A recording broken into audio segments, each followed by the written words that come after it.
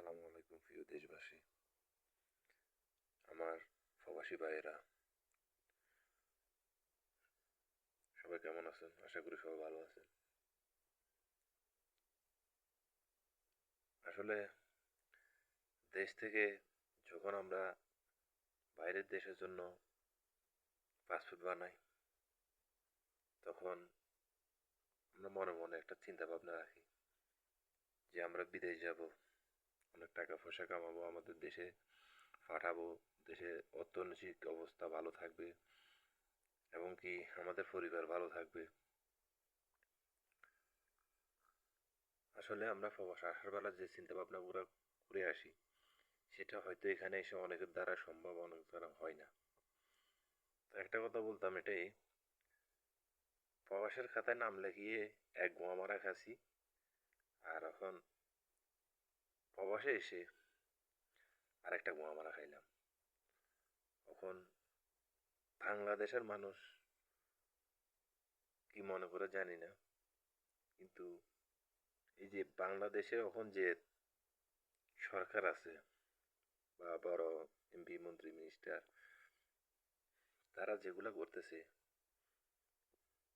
সেগুলা তো প্রবাসীর জন্য খুব খারাপ করতেছে। আসলে প্রবাসীরা কষ্ট প্রবাসের মাটিতেও করে, আর যেটুকু সুখ আশা করে দেশের মানুষের কাছ থেকে বা দেশের সরকার, যারা বড় বড় অবস্থানে আছে, এখন তারা এসে প্রবাসীদেরকে কি বলবো, যে তেল ছাড়া গোয়া মারার জন্য রেডি হয়ে বসে আছে। তো আমাদের কপালে এভাবেই খারাপ।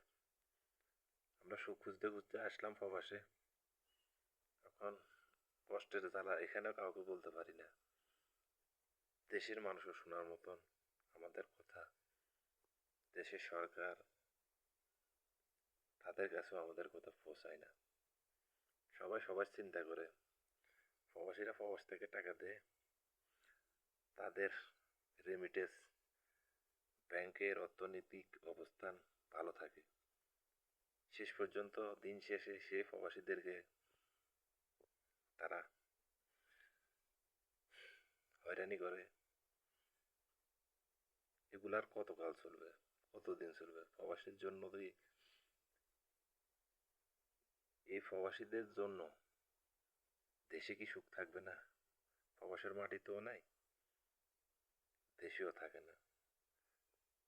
আসলে আমার যতটুকু মনে হইতেছে, প্রবাসীদের কপালটাই খারাপ।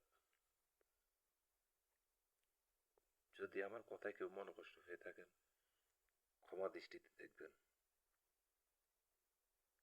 Good bye Bangladesh. আছি তো প্রবাসে, দেশে যাওয়ার আর ইচ্ছেটাও নষ্ট হয়ে যাচ্ছে। হয়তো কোনো এক সময়, কোনো একদিন এ দেশে মারা যাব। যেমন প্রবাসীদেরকে হয়রানি এয়ারপোর্টে করতেছে এবং কি তাদের ব্যক্তিগত স্বাধীনতাটাও কেড়ে নিচ্ছে। তো একটা প্রবাসী এই দেশে তো একটা জিন্দা লাশ, বাংলাদেশে যে আর কি করবে?